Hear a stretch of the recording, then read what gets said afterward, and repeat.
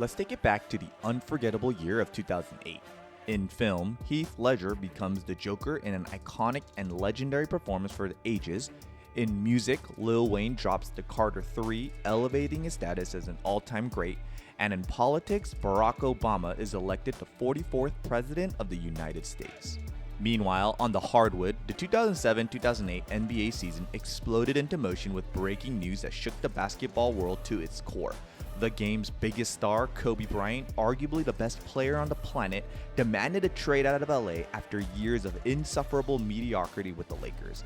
And in Boston, the league's worst team in the league last year revamped their roster in a big way.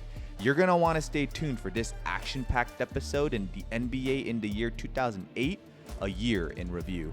Kobe Bryant and the Los Angeles Lakers saw their season cut short again in the first round of the playoffs last season, and in his final post-game presser of the season, Kobe shared a grim and piercing message to the Lakers' organization.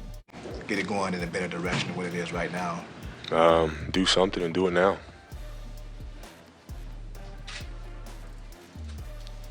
After years of playing with an inferior roster, Kobe had enough, and he officially demanded a trade out of LA in the summer of 2007. Since Shaq's departure just 3 years prior, the Lakers had been scrambling for years to trade for a superstar talent to pair with Kobe. Whether it was superstar point guard Jason Kidd, versatile talent Kevin Garnett, or dynamic forward Jermaine O'Neal, these stars were seemingly always linked to a hypothetical trade. But the Lakers never pulled the trigger. To Kobe, the Lakers were building for the future instead of looking to contend now, and that frustrated Kobe to no end. Kobe was in the absolute prime of his career at the tender age of 28. There was no time to rebuild. He needed to play for championships. His preferred destinations were with the up-and-coming LA Clippers, a young nucleus with the Chicago Bulls, or even the battle-tested, championship-level Detroit Pistons. The league was paying close attention to how all of this would unfold.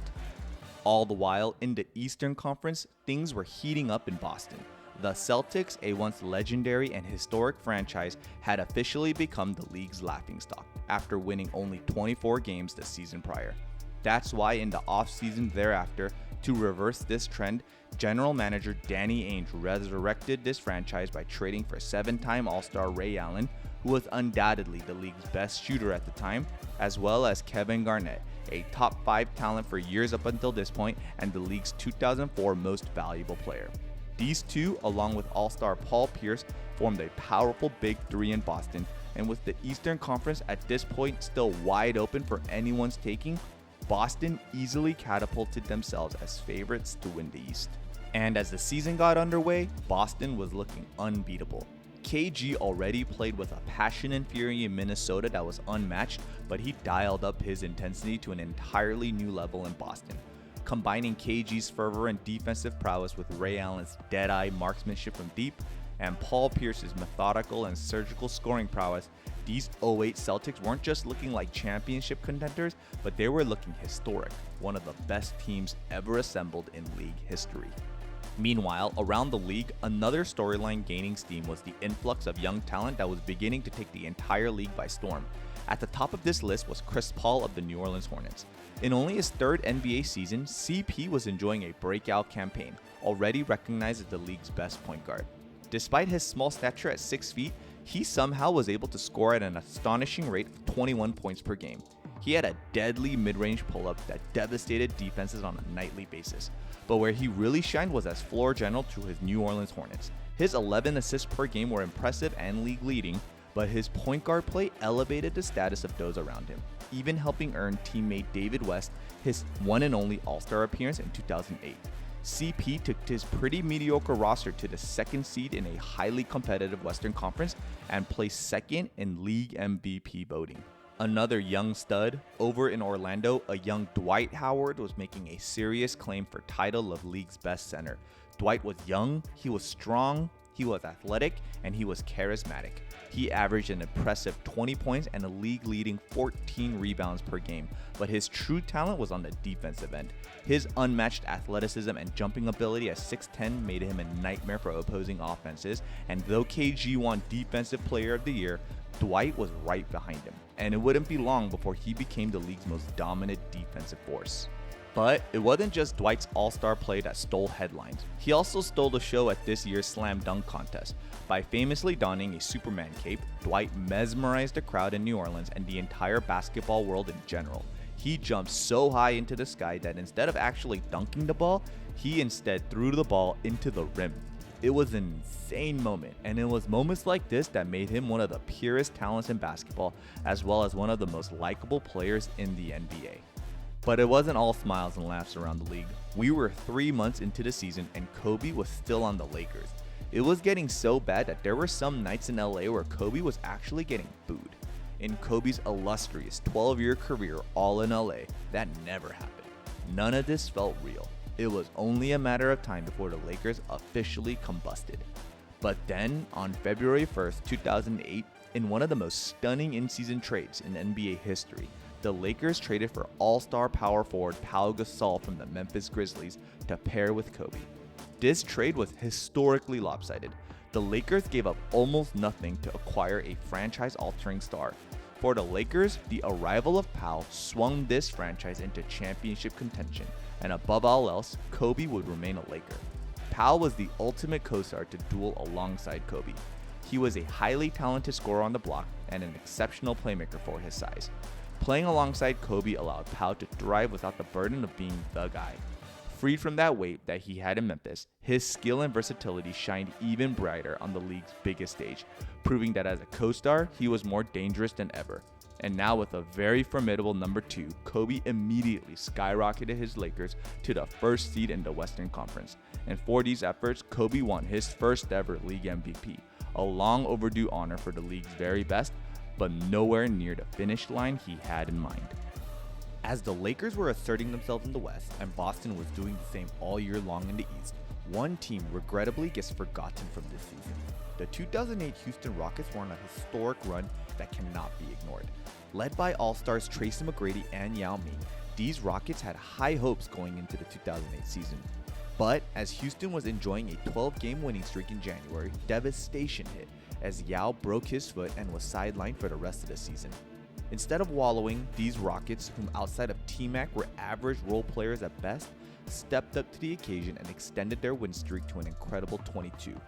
At the time, this was the longest winning streak since the 1972 Lakers, and although the Steph Curry Warriors and LeBron James Heat have since toppled this record, what these Rockets were able to accomplish, given the level of talent on the team, or lack thereof, is arguably even more impressive than the Golden State or Miami run in the 2010s. The 2008 Rockets deserve all the love and adulation. Despite this darling Houston Rockets story in the West, the Lakers were still the dominant team, and as the playoffs got underway, these Lakers blazed through the Nuggets, the Jazz, and the champion Spurs to reach the NBA Finals for the first time since 2004, the first time since Shaq, and the first time with Kobe as the undisputed lead man. A championship for Kobe wouldn't have just been his 4th ring, it would be the validation of everything he'd fought for and proof to those who said he couldn't win without Shaq. But before he could make claim to any of that, he was still waiting a finals opponent. In the Eastern Conference, the Boston Celtics, who ended the regular season with the league's best record, were facing some unexpected challenges in the playoffs. A young, gritty, and in-your-face Atlanta Hawks team headlined by Joe Johnson and rookie Al Horford took the heavily favored Celtics to 7 games. Then, Boston faced LeBron James in round 2, and this series too went the full 7 games, as LeBron tried to single-handedly and almost nearly did break this miracle Boston Celtics season. In the end though, Boston had too much firepower, and by the Eastern Conference Finals, Boston had seen it all, and not even the championship-tested Detroit Pistons could phase these Celtics from realizing their first trip to the NBA Finals since 1987. So when it came down to it, the historic rivalry was renewed. The Lakers and Celtics met in the NBA Finals, the best player on the planet versus the best team in the league. This finals had all the star power, all the fireworks, and all the drama to make for one hell of a series. The first 2 games in Boston were hard fought, but ultimately belonged to the Celtics.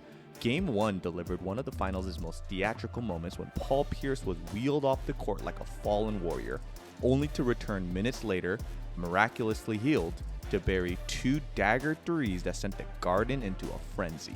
It was part clutch, part soap opera, part comical, but no matter how you slice it, all Boston. And as the scene shifted to LA, as expected, the Lakers took Game 3 in decisive fashion, behind a 36-point barrage from Kobe. Then came Game 4. The game was looking like a runaway victory for LA, who were up by 24 points midway through the third quarter, until Boston began chipping away at the lead. James Posey and Eddie House provided crucial sparks off the bench, while Paul Pierce impacted the game on both ends, most notably taking on the primary responsibility of guarding Kobe. In the end, Boston stunned the entire league by completing the ferocious comeback, running away with the victory and taking a commanding 3-1 lead.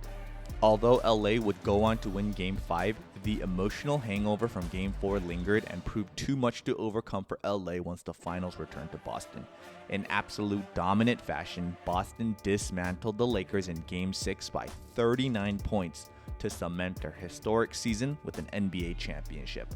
Paul Pierce was named Finals MVP, KG and Ray Allen cemented their already Hall of Fame careers with a ring, and although it was just 1 year, these Celtics were already looking like a dynasty. And as streams of green and white flooded Boston Garden, Kobe exited in humiliating fashion.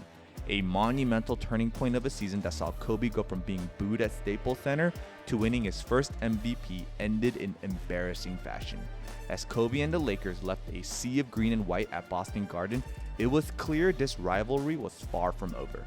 Redemption felt inevitable, but these Lakers would have to wait.